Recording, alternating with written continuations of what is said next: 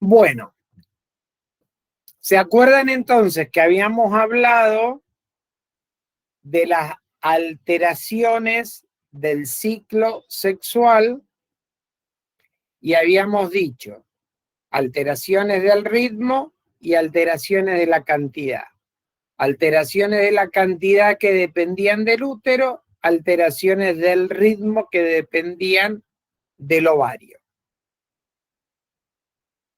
Las alteraciones del ritmo las dividíamos en polimenorreas, cuando la menstruación se presentaba en periodos menores a 21 días, u oligomenorreas, cuando se presentaban entre los 35 o los 36 y menos de 90 días. Cuando presentaba ciclos mayores a 90 días o la falta de ausencia de menstruación posterior a los 90 días, hablábamos de amenorrea. Bien.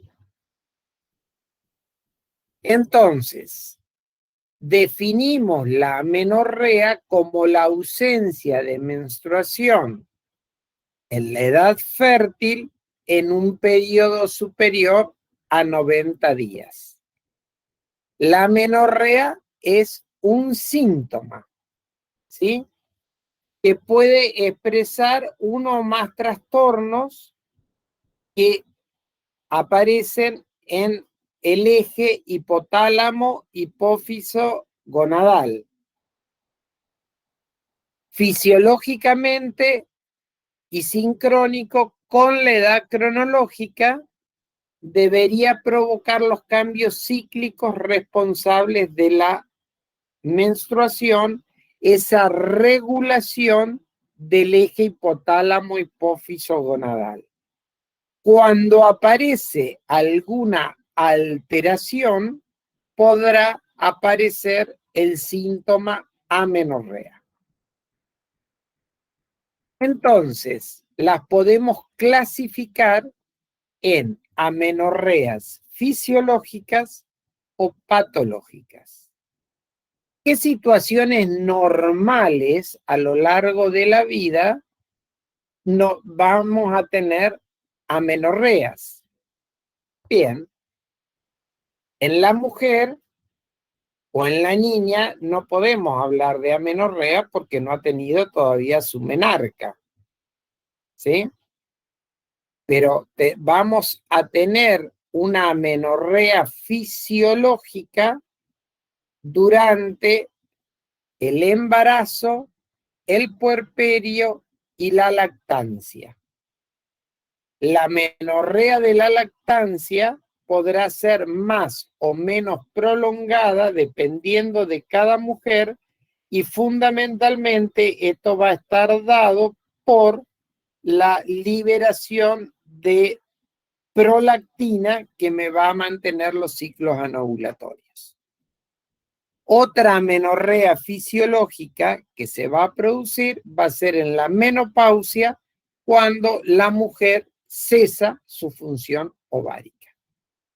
Sacando estas causas fisiológicas, todas las otras amenorreas que se presenten van a depender a distintas causas patológicas que, según la ubicación donde se encuentre la alteración, vamos a tener la etiología y la característica de esa amenorrea.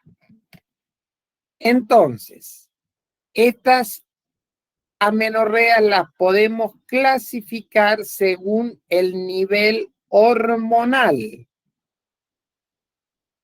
Entonces diremos que son hipogonadotróficas cuando tenemos pocas gonadotrofinas, hipergonadotróficas, o sea, hay aumento de gonadotrofinas, o normogonadotróficas cuando están normales.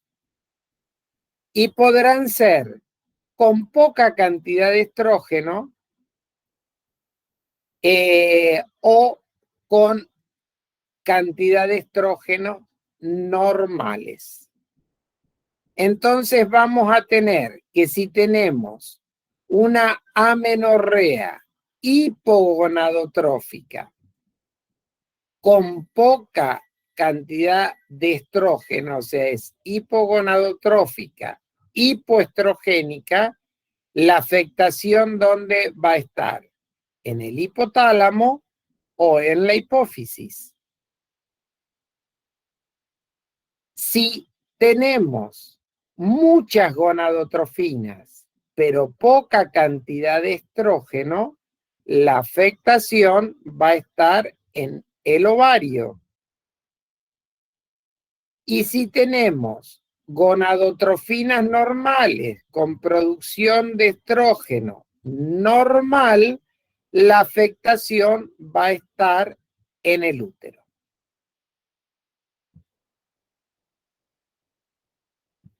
También la podemos clasificar según la OMS como grupo 1, grupo 2 o grupo 3, y acá ellos lo van a decir que el grupo 1 es sin evidencia de producción endógena de estrógenos, FSH normal o baja, prolactina normal. O sea que un nivel 1 sería las normogonadotróficas, ¿sí? Por esta característica, con la afectación hipotálamo-hipofisaria. El grupo 2 tiene producción de estrógenos y niveles normales de prolactina y FSH, y el grupo 3, niveles elevados de FSH. Esto como para que ustedes sepan que está, pero es mucho más sencillo para que ustedes lo entiendan según el nivel hormonal más que por los grupos. Bien, nosotros podemos hablar de amenorreas primarias o amenorreas secundarias. Amenorrea primaria, cuando una mujer no ha tenido menarca. Y decíamos que la menarca era el inicio de la primer menstruación. Entonces, la amenorrea primaria no tiene menarca, pero tampoco tiene evidencia de desarrollo de los caracteres sexuales secundarios. ¿Cuándo? A los 14 años. Pero también aparece esta definición de amenorrea primaria como ausencia de menarca a los 16 años, independiente del desarrollo de caracteres sexuales secundarios, o 5 años después del desarrollo mamario si esto ocurrió antes de los 10 años. O sea, amenorrea primaria puede ser una paciente de 14 años sin desarrollo de caracteres sexuales secundarios, o una paciente de 16 años que tiene caracteres sexuales secundarios pero no menstruada. La amenorrea secundaria es la ausencia de menstruación más allá de los 90 días, que equivale aproximadamente a 3 ciclos menstruales, o a un total de 6 meses sin sangrado menstrual. ¿Cómo voy a hacer yo la evaluación de una amenorrea primaria?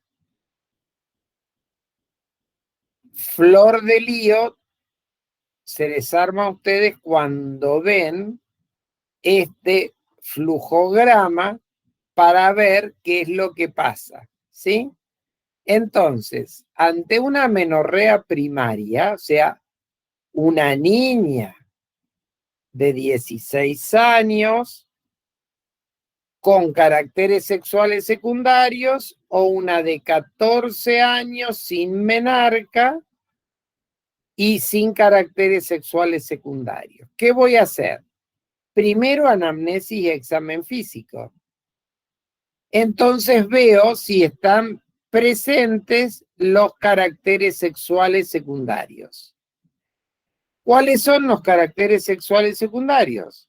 Desarrollo de mama, presencia de vello pubiano y axilar. El desarrollo de la grasa en el monte de Venus. ¿Tiene caracteres sexuales secundarios? Bien, ¿qué tengo que hacer? Descartar que esta niña no esté embarazada. Si la prueba me da positiva, bueno, la derivo al obstetra para que haga el control del embarazo. La prueba de embarazo me da negativa, tendré que recurrir a un estudio. ¿Sí? Una paciente con una menorrea primaria, ¿qué le voy a pedir? Una ecografía. ¿Para qué la ecografía? Bueno, para ver si tiene útero, ¿sí? Y si tiene ovarios.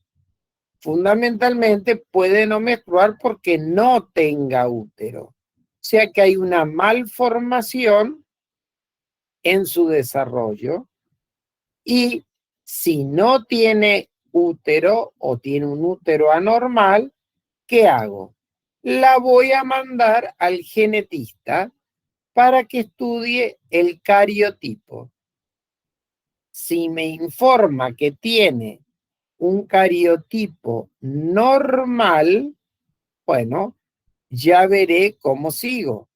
Pero puede suceder que la paciente tenga un cariotipo alterado, un 46XI, o podría ser un 46X0, síndrome de Turner. Bien, entonces, ¿qué voy a hacer? Tendré que estudiar si acá tengo una agenesia de los conductos de Müller o un posible síndrome de insensibilidad androgénica. ¿Qué pasa si la ecografía me dice que tengo un útero normal?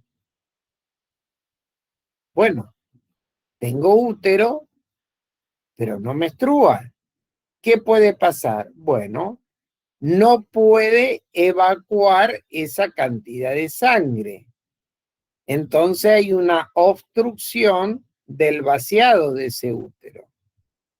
Puede ser que realmente sea, y ya vamos a ver qué síndrome puede tener.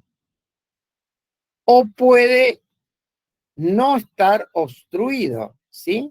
Entonces yo tengo que buscar una otra causa de amenorrea secundaria. ¿Se entiende hasta acá? ¿Sí? Sí, doctor. No estoy hablando en chino, ¿no? No, doctor. No. Bien.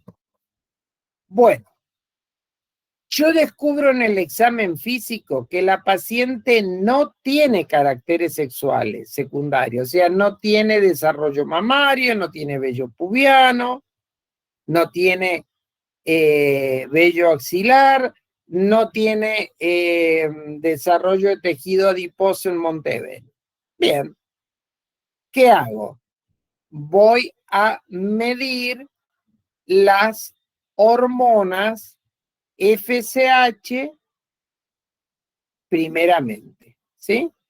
¿Qué me mide la FSH? O sea, la hormona folículo estimulante. puede ser que me venga una hormona folículo estimulante baja, menor a 20.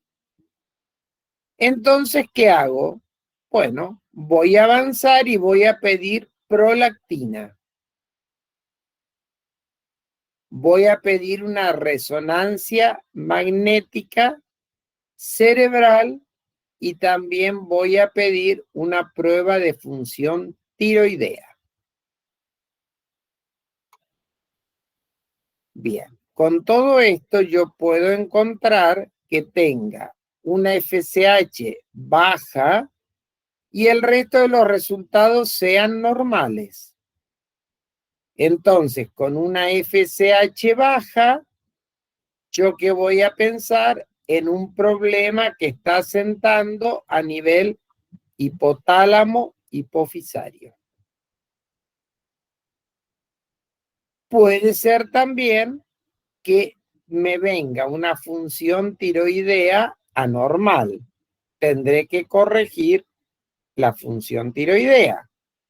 Puede ser que me venga una prolactina alta. Tendré que descartar un tumor de hipófisis o ver cuál es la causa de esa hiperprolactinemia. ¿Será medicamentosa? ¿Será por hipofunción tiroidea? La investigo. Puede ser que la resonancia magnética me dé que hay una anomalía estructural del encéfalo. Bien, en consecuencia, acá ya tengo una causa central de esa menorrea primaria. Y puede ser que a mí me marque una FSH entre 5 y 20, que considero que están en valores normales. Entonces yo tengo que investigar, que ya lo miré antes en el examen físico, signos de virilización. No tiene signos de virilización, o sea que la paciente está normal. Yo le voy a evaluar el crecimiento óseo. Entonces, cuando mido el crecimiento óseo mediante placa, ¿sí?, de las epífisis en los huesos, puede ser normal o puede estar retrasada. Si yo veo que hay retrasos, entonces yo hablo que hay un retraso del crecimiento y una pubertad constitucional. Esto la voy a tener que manejar sin duda con los pediatras que van a estar encargados de medir desarrollo y crecimiento, o que ellos mismos son los que detectan estos retrasos de desarrollo y crecimiento. ¿Qué pasa si esta niña tiene signos de virilización? Bueno, voy a hacer dosaje de testosterona y sus derivados, ¿sí? Entonces, puede ser que la testosterona, la dehidroepiandrosterona me den normales. Voy a buscar otras causas de amenorrea. O puede ser que me dé una testosterona aumentada con la dehidro alta, ¿sí?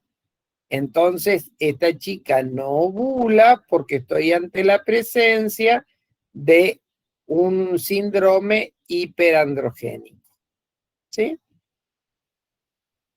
Ante síndromes hiperandrogénicos, yo voy a pedir estudios para detectar tumores a nivel ovárico o a nivel suprarrenal que me puedan estar estimulando esto, o sea, la producción, o también el aumento del cortisol, que va a ser causa de amenorrea. Esto es lo que yo hago ante cuál es el algoritmo que sigo para estudiar una amenorrea primaria. Doctor, Sí. ¿le puedo hacer una pregunta con respecto al algoritmo, digamos, cuando no tiene caracteres secundarios? Entonces lo que se hace es medir los niveles de folículo estimulante, ¿no es cierto? Ahí si da menor a 20, usted ya pide prolactina, resonancia magnética y prueba de función tiroidea, Sí, ¿no? Bien, y si los valores están entre 5 y 20, se observan signos de virilización, exacto. que ahí puede tener o no Acá tener, y se bueno, me ahí está pasó dando pasos a marcarle, seguir. cuando la FSH me da mayor de 20, eso yo me olvidé, esta partecita del esquema me olvidé de mencionárselas. Mayor de 20 voy a tener una alteración del ovario, ¿sí? O sea, quiere decir que tengo una FSH que estimula y el ovario no me responde. Entonces tengo que mandarla al genetista para que me haga un genotipo, ¿sí?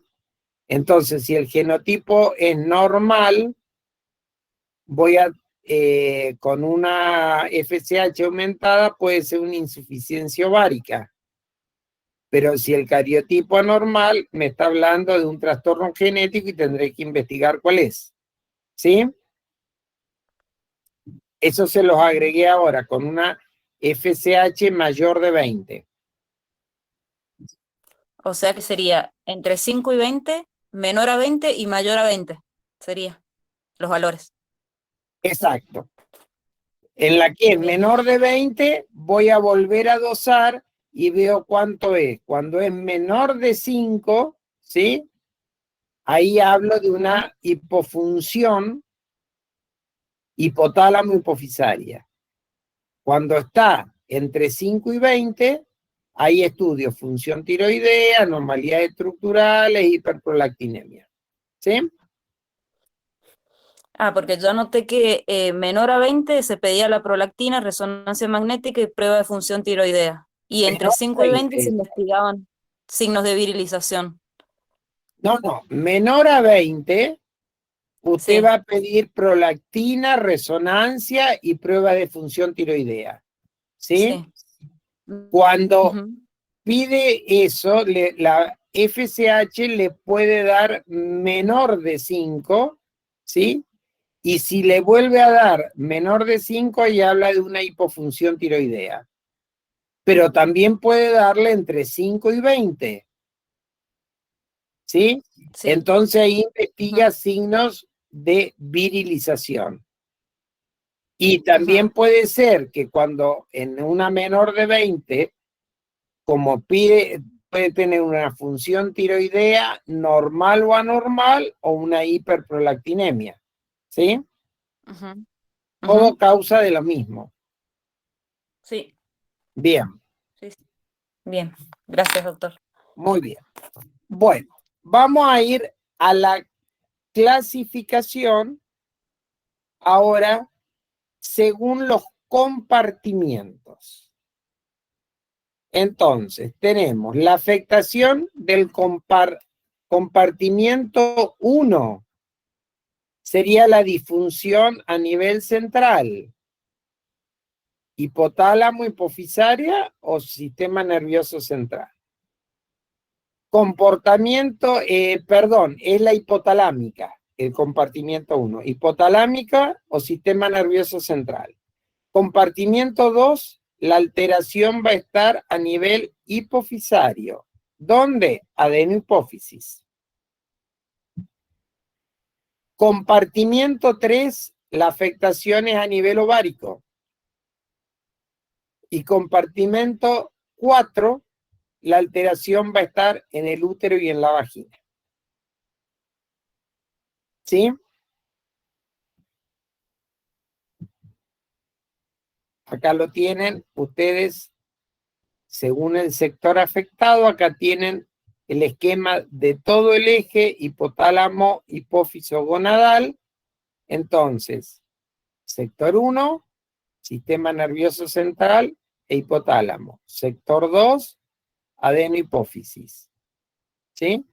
Cuando me afecta el sector 1, ¿qué voy a tener? Alteración en la producción de pulsos que me van a ir a través del sistema porta a estimular la producción de FSH y LH. A su vez, ese aumento de FSH y LH me va a impactar en el ovario y va a ser un feedback positivo o negativo sobre la adenohipófisis, pero también a nivel del sector 1 va a actuar por feedback. A su vez, el ovario va a actuar estimulando la producción a nivel endometrial y también si tengo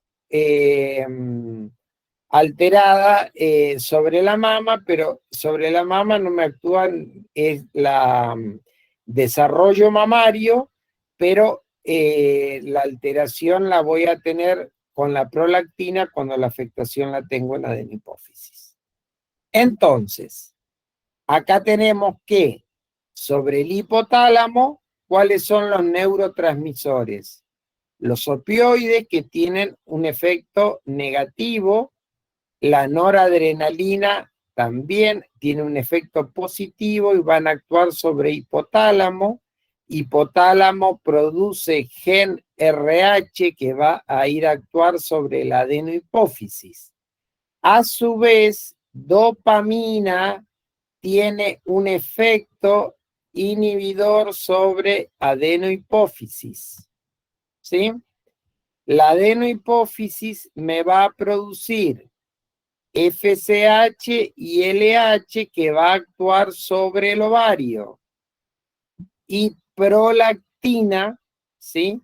Que va a actuar fundamentalmente después en la mama. La producción que tenemos en el ovario, ¿sí? Vamos a tener que va a impactar en endometrio, entonces el ciclo bifásico va a hacer que la paciente descame y menstrue.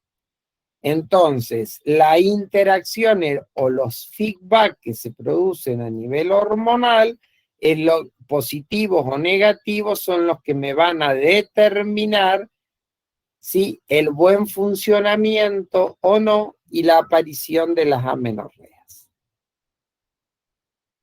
Bien.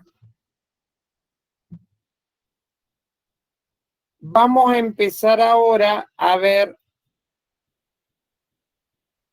recuerden, compartimento 1, el sistema nervioso central, compartimento 2, hipófisis, 3, ovario, 4, útero. Vamos a empezar a estudiar el compartimento 4. Que son los trastornos uterinos o del tracto de salida. ¿Cuáles son las causas de amenorrea por obstrucción? La agenesia del conducto de Müller. Esto se conoce como síndrome de Rokitansky-Kuster-Usher.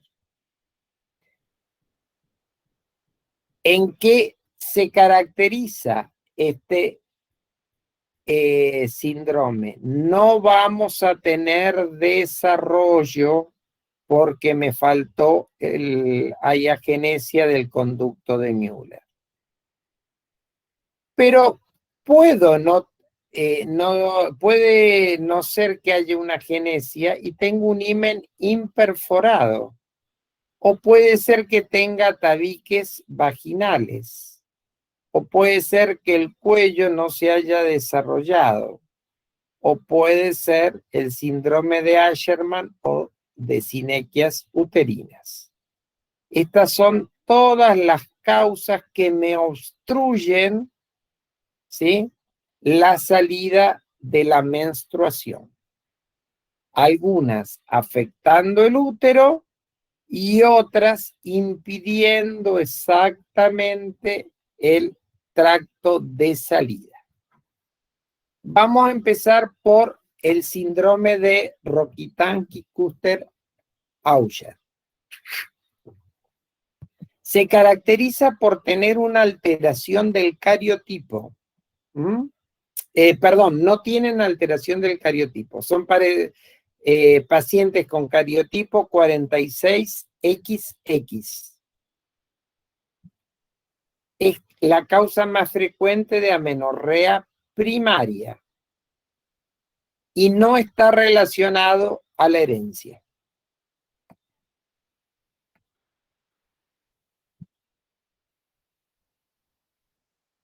¿Qué vamos a tener acá? El útero no se desarrolla completamente y tenemos ovarios normales, ¿sí? Acá tenemos una imagen de la normalidad y acá tenemos una imagen del Rokitansky. Entonces, ustedes ven acá un corte sagital de normalidad, donde tenemos el útero, la vejiga, el recto, y acá útero, cuello y vagina. Normal. ¿Qué vemos acá? Acá el ovario. En este corte sagital. Ovario presente. Útero presente, pero no se desarrolla, es una cavidad entera, ¿sí? Y acá la vagina no se ha desarrollado, ¿sí? Entonces, acá tengo la vejiga y acá tengo el recto. Entonces, tengo un mal desarrollo de útero y vagina. Hay otros trastornos como el síndrome de la digenesia gonadal con alteraciones del cariotipo, ¿sí? Donde tengo que hay un conducto vaginal ciego, que hay ausencia de útero, ausencia de las trompas, acá este síndrome yo lo tengo que diferenciar del Rokitansky. En este caso de la digenesia gonadal, es importante extirpar las gónadas por el alto riesgo de malignización, ¿sí? ¿Por qué? Porque estas gónadas tienen características de cariotipo 46XI, o sea que es un trastorno dominante o recesivo ligado al X. Entonces, ¿qué pasa? Acá voy a tener desarrollo tubular testicular con tejido germinal inmaduro, o sea que yo tengo un testículo rudimentario abdominal sometido a la temperatura habitual de 37 grados, voy a tener alto riesgo de malignización. ¿Con qué tengo que hacer diferencia yo acá con el Rokitansky? Entonces hay una digenesia gonadal, como esta que es un 46XI, y tengo una digenesia gonadal pura que es la 46XX, ¿sí? Donde yo tengo la afectación del genética, se falló el ovocito, o sea, toda la formación a nivel ovular, a nivel de la 8ª semana. Son pacientes con amenorrea primaria y pacientes con baja talla. Entonces, ¿qué es lo que yo tengo que saber para que ustedes no se vuelvan locos con esto? Yo tengo una paciente con una amenorrea primaria, ¿en qué pienso? Síndrome de Rokitansky, primero. Y el otro síndrome son las digenesias gonadales relacionadas al cariotipo. O sea que toda paciente con amenorrea primaria, según las características que yo tenga, le voy a tener que hacer dosaje de cariotipo, ¿sí? Y ahí voy a ir a determinar, ¿sí?, ¿qué características va a tener esto? ¿Sí? Importante que sepan características de la digenesia gonadal, características del Rokitansky. Bien, acá tienen las diferencias fundamentales, ¿sí? En la genesia del conducto de Müller, que es un síndrome de Rokitansky, con el de feminización testicular o insensibilidad a los andrógenos. Acá tenemos el Rokitansky. Voy a tener una paciente 46XX. No tengo problema. ¿Qué pasa con esto? Tengo una alteración del cariotipo. La paciente con un Rokitansky, ¿todos los desarrollos normales? Sí. ¿Qué es lo que le falta? Tiene obstrucción del sistema de salida. Acá, ¿qué tiene? Es una alteración que voy a tener y que puede degenerar porque tengo un testículo rudimentario. Bien. Otra alteración del compartimento 4 o trastorno de salida. Sinequia uterina o síndrome de Asherman. ¿Por qué pueden aparecer estas sinequias? Posterior a legrados uterinos traumáticos donde yo saco o destruyo la capa basal del endometrio. Cuando hago cirugías uterinas y llego a la cavidad endometral, o cuando hago alguna cesárea, ¿sí? Y lleva a la cicatrización con la formación de estas sinequias, o tuberculosis. ¿Cómo voy a saber yo que la paciente tiene un Asherman? Primero, porque es una amenorrea secundaria. La paciente generalmente va a comenzar con hipomenorreas y luego llega a la amenorrea. ¿Cómo voy a hacer yo el diagnóstico de un Asherman? Bueno, habiendo descartado el embarazo, puedo someterla a estudios radiológicos mediante contraste. Entonces, ¿qué puedo hacer? Una histerosalpingografía, que es colocar una cánula a través de la vagina, canalizo el canal cervical y a través de esa cánula voy a inyectar un medio de contraste radioopaco. Y ahí las placas me van a dar la presencia de estas formaciones que pueden obstruir total o parcialmente la cavidad uterina. Y puedo tener o no pasaje hacia peritoneo a través de las trompas, dependiendo los grados de obstrucción. Actualmente tenemos otro método de diagnóstico que es la histeroscopía, que me permite a través de un aparato de luz ingresar a la cavidad endometrial, ver la presencia de estas bridas y como la histeroscopía puede ser diagnóstica pero también terapéutica, me puede permitir mediante el resectoscopio liberar estas sinequias.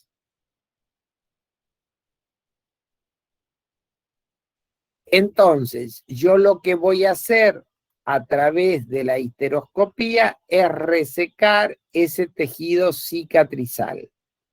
Posterior a esto, yo puedo poner un balón o puedo inflar una sonda Foley dentro de la cavidad uterina para mantener distendida la cavidad endometrial. Ustedes saben que el endometrio es una cavidad virtual, ¿sí? Entonces yo transformo esa cavidad virtual en una cavidad real al distenderlo y evito que las paredes vuelvan a tomar contacto entre sí para que no vuelvan a formar esas bridas de adhesión. ¿Y qué hago posterior al tratamiento quirúrgico que hice? Le doy estrógenos, ¿sí? Para que ese endometrio prolifere rápidamente y no vuelvan a pegarse las paredes. ¿Cuánto tiempo mantengo la sonda Foley? 3, 4 días, no más de una semana por el riesgo de infección. Y después lo saco, como ya estoy haciendo un ciclo artificial, bueno, veré a ver cómo vuelve se produce la menstruación, pero hay que saber que hay veces que pueden recidivar. Acá ustedes tienen una imagen por histerosalpingografía de estas sinequias uterinas y fíjense cómo uno ve estas zonas que están obliteradas y que hacen como lagos, que es por donde ha penetrado el medio de contraste, pero queda obstruido, ¿sí? Acá es lo que vemos con una histeroscopía y estas son las bandas de tejido cicatrizal que podrán ser más finas o más densas, como lo vemos acá. Entonces, ¿qué es lo que tratamos de hacer cuando hacemos la resección de esto? Cortar con el histeroscopio estas bandas y hacer que esta pared se separe de esta otra. ¿Por qué? Porque esto nos va a llevar a que este endometrio no prolifere y entre en amenorrea. Y en consecuencia, esta es una causa de infertilidad.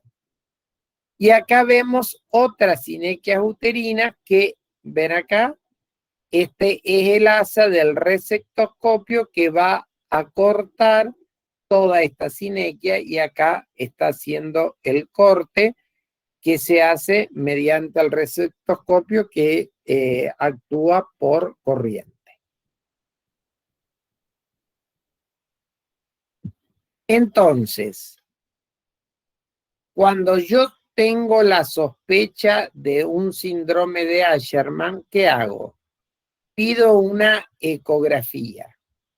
La ecografía me podrá dar datos más o menos confiables, pero no tan confiables.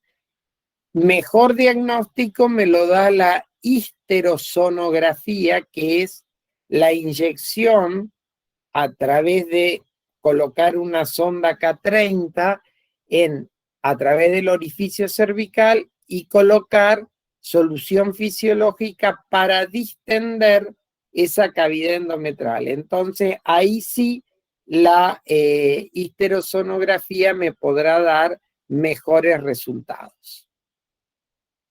Y acá me van a poder mostrar si la obliteración es extensa o completa o si es leve o moderada.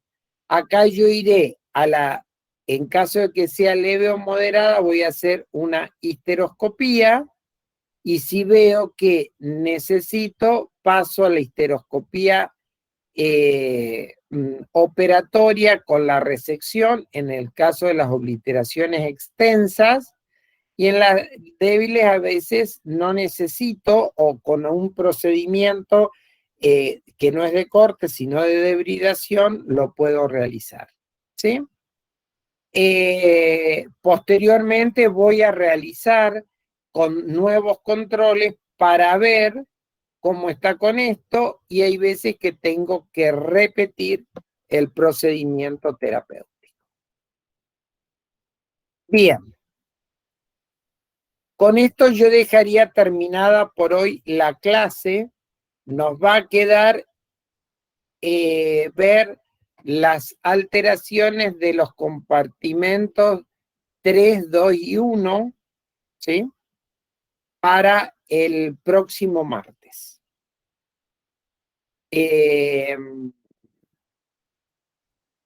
Bien. ¿Alguna duda de esto?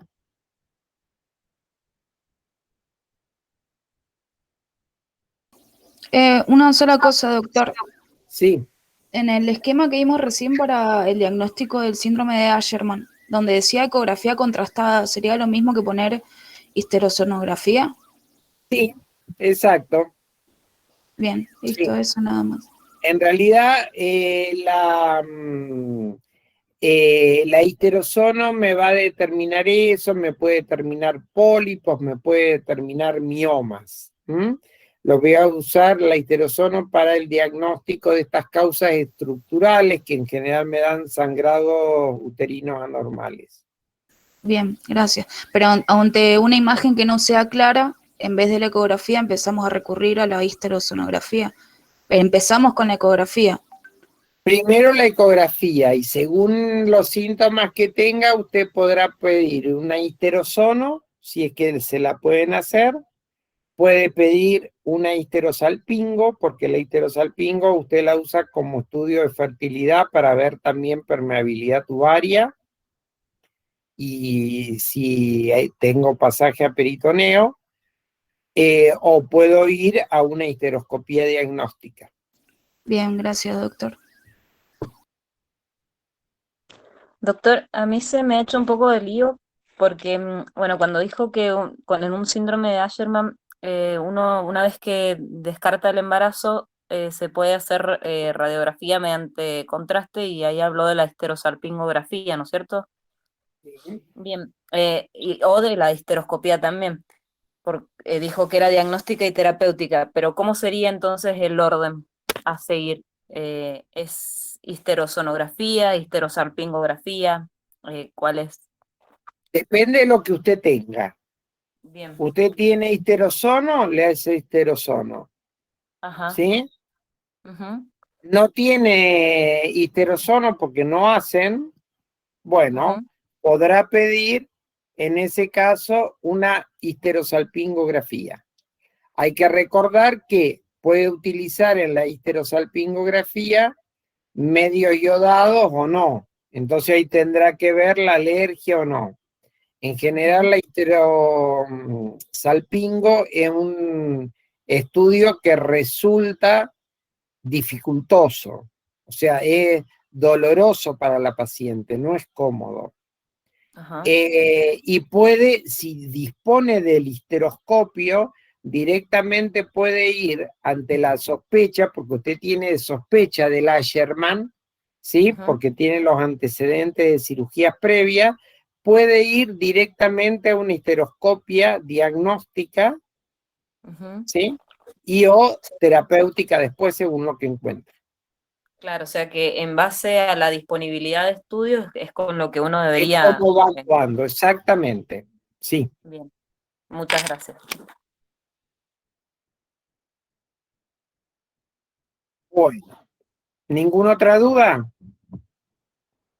Entonces, nos encontraremos nuevamente el martes a las 8 de la mañana.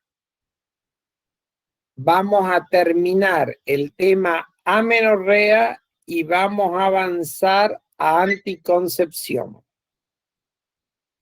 Perfecto, doctor, muchas gracias.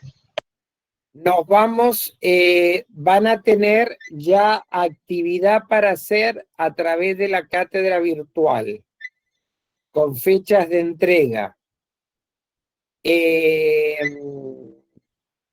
Y bueno, recuerden estudiar lo que es anatomía, embriología, porque eso se va a evaluar. Y bueno, ir avanzando en todo esto que hemos dado, que tendrán que mirar esto que les he dado yo, más lo que está en el libro.